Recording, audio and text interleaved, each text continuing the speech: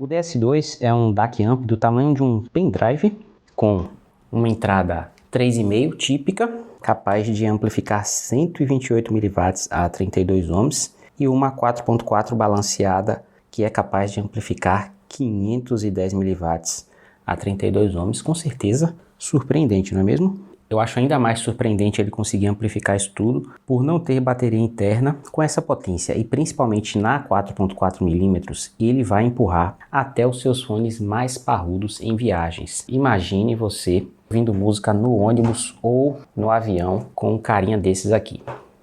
É desse nível que eu tô falando. Se você não tiver um fone desse, talvez você tenha um fone desse. E aí você pode usar lá na 3,5, que ele também vai conseguir amplificar de forma suficiente para você ouvir uma sonzeira bem melhor do que muito som Bluetooth aí, com certeza. Seria um Hi-Res áudio no produto e na caixa. O que significa isso? Confira comigo aqui no manual que ele é capaz de tocar arquivos PCM a 32 bits, 384 kHz e DSD até 256. É brutinho, é melhor do que muitos DACs de mesa aí que não tocam isso tudo. Os próprios Foze áudio que eu já trouxe aqui antes, Q4 Mini e K5 Pro, não chegam nessa capacidade aqui de 384 não. São 96 ou 192 trocando de cabos. E talvez você me pergunte de forma inteligente, peraí, mas para entregar tudo isso, ele não consome muita energia não? Não vai matar meu smartphone em poucos segundos? Ele utiliza uma tecnologia de baixo consumo energético que suga pouco, mas suga sim. Principalmente se você estiver usando a 4.4 balanceada com o fone gordinho. Sugador de bateria, sugador de energia como o Hi-Fi Me. Aí ele vai puxar um pouco mais da bateria do seu smartphone sim. Ele também vai esquentar, é normal. Quanto mais energia um dispositivo puxa, mais ele esquenta. É uma das formas de dissipação de energia. Vocês notaram que a Foze deu uma mudada no estilo da embalagem? Pretona agora, foto do produto, selo Hi-Res, nome do produto. Parece que a brincadeira acabou e o negócio ficou mais sério. Quem não lembra, o padrão das embalagens da Foze sempre foi esse aqui, ó. Hi-Fi Made Fan, essa caixinha, o modelo do produto é um adesivo, sempre foi bem protegida, Hi-Fi Made Fan. Ou seja, um produto não necessariamente voltado para audiófilo, está começando um som e não quer gastar tanto. A Foze torna essa experiência agradável e não pesada, financeiramente principalmente, para o cara que está começando. Parece que com a caixa do DS2 o negócio mudou. Quando eu for falar do preço, a gente vai comentar sobre isso. Dentro ele acompanha o manual, um cabo USB tipo C para USB tipo C e um adaptador USB tipo C para USB tipo A. O cabo não é daquele emborrachado, é trançado e ele é mais ou menos da mesma cor, meio que combina com o bichinho. Eu percebi que esse tipo de cabo ele resiste bem mais à torção e a puxões do que os cabos típicos. Detalhes sobre o DS2 que muita gente não vai perceber porque não conheceu, não sabia como é que era o DS1. Foram feitos alguns upgrades aqui com base no feedback da galera. Observe o seguinte, vocês estão vendo aqui que as bordas dele são meio que recortadas, como se o cara tivesse passado a faca aqui, para não ficar pontiagudo. Dá para ver isso legal no zoom que eu tô dando aqui, né? Dessa forma aqui. Todas as formas que eu tô mostrando para vocês ficam legais de ver isso. Tá vendo? Por que que a Foze fez isso no DS2? Porque o DS1 ele era mais pesado e era bem pontudo. E que por causa disso tudo, corria o risco de acontecer o seguinte, como ele poderia ficar ali plugado e pendurado ao seu smartphone, com o balanço ele poderia vir a bater na tela do seu smartphone por ser pesado e de metal, poderia trincar, arranhar, até quebrar. Então a Foze fez várias melhorias aqui, mais leve e deu aquele tapa no visual, ficou bem mais bonito do que o DS1. Nesse ponto o DS2 é a prova viva de que tem alguém lá na Foze que está muito atento aos feedbacks da galera e buscando constante melhoria. Isso aqui não é um facelift do DS1. Eles também trocaram o chip aqui que responde pelo DAC pelo Cirrus Logic 43131. Ao fazer isso, eles dobraram a potência do anterior. Se é um bom chip, você pode me perguntar. Eu considero que sim, porque ele é a escolha de chip de outros modelos, como por exemplo, o Moondrop Down Pro utiliza esse mesmo chip. Outro que você talvez conheça é o Tanshijin Space Elite, mesmo chip. Por último, o fio KA13, também Cirrus Logic 43131, entre outros dongle que usa esse chip aí. Então, eu acho que em relação ao chip, não tem muita dúvida não. É bom. No modo de funcionamento, ele tem uma luz aqui. Na verdade, é uma luz só, mas ela muda de cor. Se for abaixo de 48 kHz, fica vermelha. Se for entre 48 e 96, ela fica verde. Se tiver entre 96 e 384, fica amarela.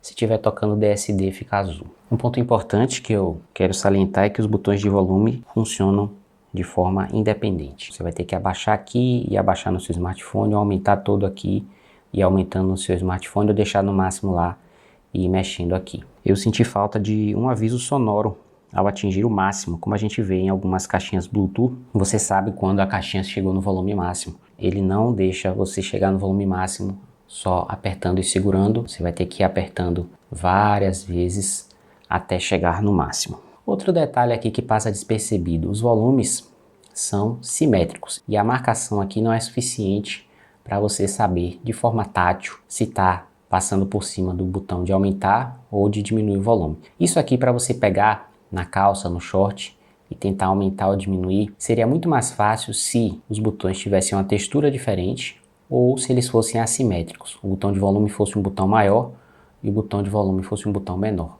Sugestão aí para a marca. Esses botões aqui também não tem nenhuma função extra, tipo play pause, mutar. Antes de partir para a qualidade sonora, o comum em dongles é eles darem conta de fones IEM, os famosos intra-auriculares, né, que tem geralmente alta sensibilidade e baixa impedância, ou seja, os fones fáceis de empurrar, desde que não sejam planares difíceis de empurrar. Quando a gente parte para headphones, sejam eles abertos ou fechados, geralmente os donglezinhos têm dificuldade. Isso especialmente quando comparados com os DACs de mesa. Se você só considerar a entrada 4.4, plena potência, zero problemas. 3,5, a depender do fone, ele vai ter alguma dificuldade e não vai alcançar o volume máximo, mas em todos os casos, todos os fones que eu testei aqui, ele chegou em volumes bem satisfatórios. A gente considera 200 mW o ideal hoje em dia para empurrar a maioria dos fones. Um pouco abaixo disso vai bem também, mas em alguns casos pode ser que falte potência. Se eu senti isso, por exemplo, no Philips, não senti, achei que foi bem, tocou bem alto, gostoso, sem problemas, mas estou deixando esse alerta aqui. Ainda assim, se você for pensar, eu acho que é algo totalmente aceitável por ser um produto muito portátil, que não tem nem bateria interna. Eu entendo por não ter uma ajuda tão boa para entregar mais potência. No som em si, eu acho que ele tem boa resolução, é competente, só que não dá para você esperar que ele consiga competir ou superar vários DACs de mesa. Eu sei que algumas pessoas vão comprar nessa intenção, ele é quase tão bom quanto vários, mas você consegue perceber que tem ali uma pequena defasagem. Ele solta um som muito natural, eu não consegui ouvir ruídos de fundo, nem mesmo usando fones intra-auriculares, mas principalmente no grave de algumas músicas eu consegui sim perceber alguma diferença para os DACs de mesa. Parece que falta um pouco de peso, não sei porquê, não sinto que isso tenha necessariamente a ver com falta de potência. Se você for olhar a parte de volume, você vai ver que ele consegue entregar até 130 decibéis, o que é muito alto. Quanto mais melhor nessa parte, a gente agradece. Mas é muita coisa, 130. Até aquela amplificação, abaixo dessa amplificação que ele entrega, vai tocar extremamente alto. A distorção harmônica deu para ver ali também no manual que é super baixa, menos 0,002%. Talvez pinte essa dúvida, ainda que alguém use o DS2 prioritariamente no desktop, faça muitas viagens e queira ouvir o som hi-res por fio com qualidade máxima, eu ainda acho que não justifica pensar num bicho desse. Por outro lado, se vocês forem pensar, aqui é um dos argumentos que eu estou dando. Eu vou jogando dos dois lados para mexer com a sua cabeça e deixar você capaz de pensar sobre todos os pontos de vista. A popularidade do desktop vem decrescendo, ao passo que muitas pessoas têm preferido notebooks para usar em casa, mesmo que elas nunca utilizem esse notebook fora de casa. Nunca utilizem a função da portabilidade do notebook.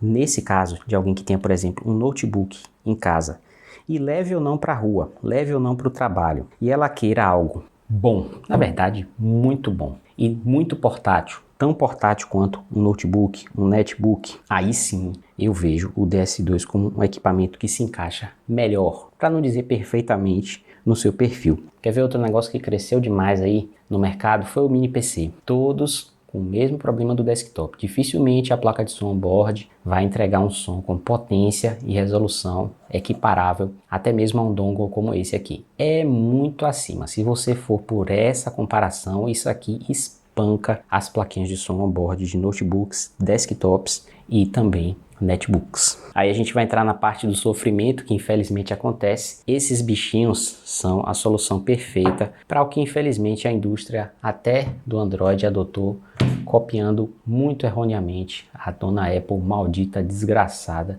que tirou a nossa entrada aqui para fones de ouvido. Esse bichinho aqui é a solução perfeita para quem não tem mais no telefone a entrada para fone de ouvido, mas ainda tem vários fones de ouvido massa demais por fio e quer continuar usando, só que com a qualidade máxima. Sim, isso aqui é muito melhor do que... Tem alguns equipamentos que são praticamente isso aqui, né? É um cabo diz que tem um chip aqui dentro e é baratinho. Vai tocar, você vai conseguir tocar vários fones aí que às vezes não tocam porque não tem um DAC amp aqui, você consegue resolver com aqueles cabinhos. Mas se você quer um negócio fino do fino, qualidade mesmo, é um bichinho desse aqui para você. Aí você vai ter sonzeira mesmo, um fone desse, o bichinho e o cabo, acabou. Seguinte, um bom dongle pelo preço. Porém, quando comparado, eu acho que o DS2 da Foze perdeu a principal característica da marca, que é o preço matador. No momento, ele está com o mesmo preço ou até mais caro que alguns desses dongles. Por esse motivo, eu acho que existem opções melhores. Eu acho que apesar dele ter mais potência que vários dongles da concorrência, esse é o ponto mais forte dele, ele amplifica mais do que vários aí da concorrência, mas a gente tem que analisar da seguinte forma: essa potência extra está se traduzindo em mais qualidade sonora?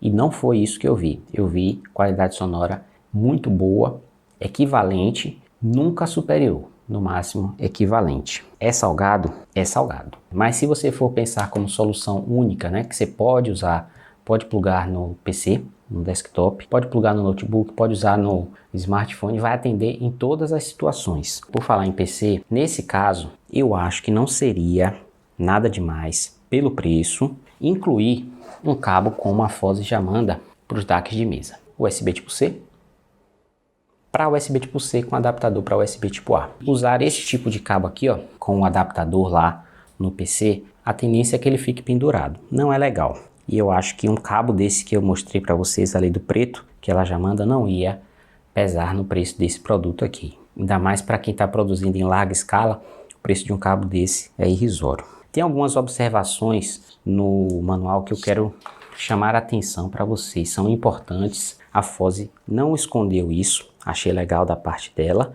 iPhones e alguns Androids, o cabo que vem com ele não funciona, precisa ser um cabo ou utilizar um adaptador OTG.